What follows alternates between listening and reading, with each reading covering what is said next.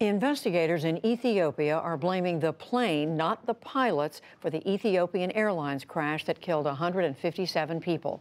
They said today that a faulty sensor on the Boeing 737 MAX 8 triggered a nosedive. The planes have since been grounded worldwide. We'll explore the findings later in the program. President Trump has changed course again on his threat to close the U.S. southern border. He initially warned that he would act this week unless Mexico did more to halt a surge of migrants. Today, at a cabinet meeting, he suggested Mexico might have a year to stop the flows of migrants and drugs. We're doing it to stop people. We're going to give them a one-year warning. And if the drugs don't stop or largely stop, we're going to put tariffs on Mexico and products, in particular cars. And if that doesn't stop the drugs, we close the border. In turn, Speaker Nancy Pelosi announced that the U.S. House of Representatives will sue to block the president from shifting funds to pay for a border wall. The U.S. House voted today to reauthorize the Violence Against Women Act over the opposition of the National Rifle Association. It centered on a provision that bars violent offenders from owning guns, even if they are not a spouse or a domestic partner. Most Republicans, including Congressman Ben Cline of Virginia, argued the bill went too far. Domestic violence is a problem, and we must take action to confront it. It was disappointing that the legislation was taken from what was a bipartisan consensus and turned into a partisan document that went far beyond the underlying legislation, which was allowed to expire. Democrats defended the gun provisions as common sense measures.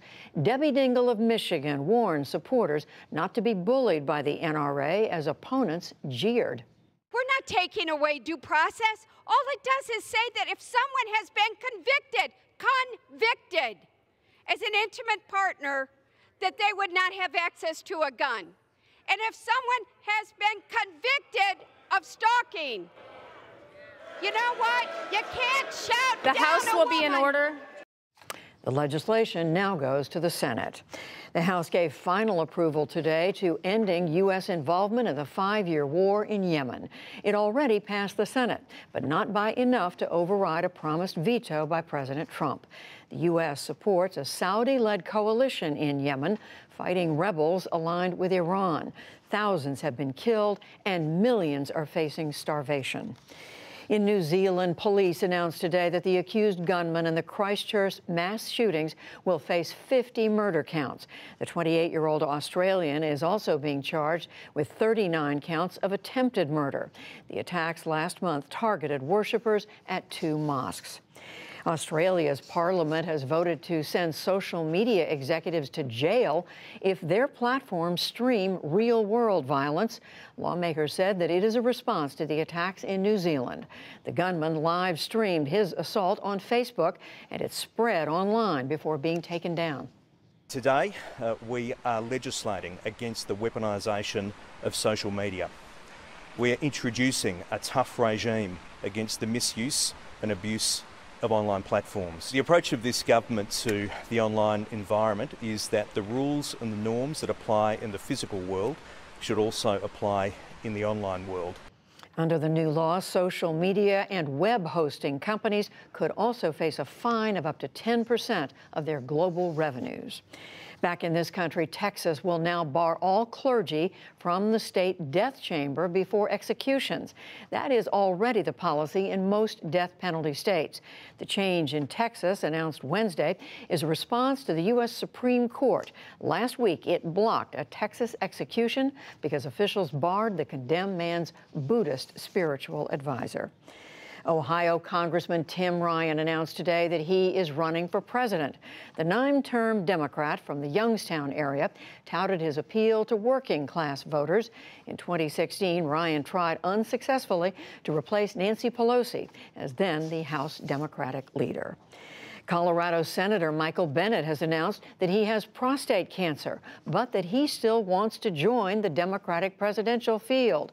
Bennett revealed last night that his prognosis is good and that he plans to have surgery this month. He says he will launch his presidential bid if he is found to be cancer-free. Pope Francis has named Atlanta's Catholic Archbishop Wilton Gregory to be Archbishop of Washington, D.C.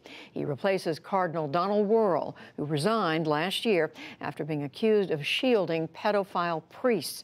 Gregory promised today to rebuild trust.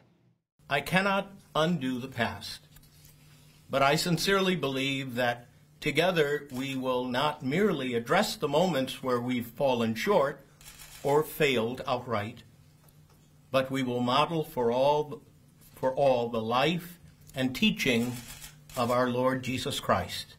Gregory will be the first African American to lead the high-profile Washington Archdiocese. He is to be installed on May 17th. The Church of Jesus Christ of Latter-day Saints today repealed 2 rules that targeted gays. The rules had banned baptisms for the children of gay parents and made same-sex marriage grounds for expulsion from the faith, widely known as the Mormon Church. The rules were adopted in 2015. The church said today that it still opposes gay marriage and relationships.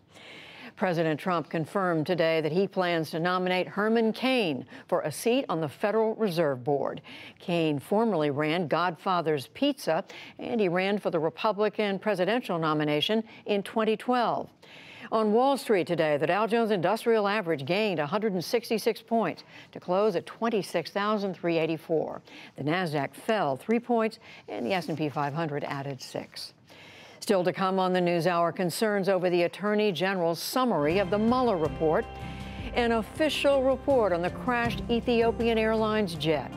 A Syrian city tries to move on after the harrowing fight to remove ISIS, and much more.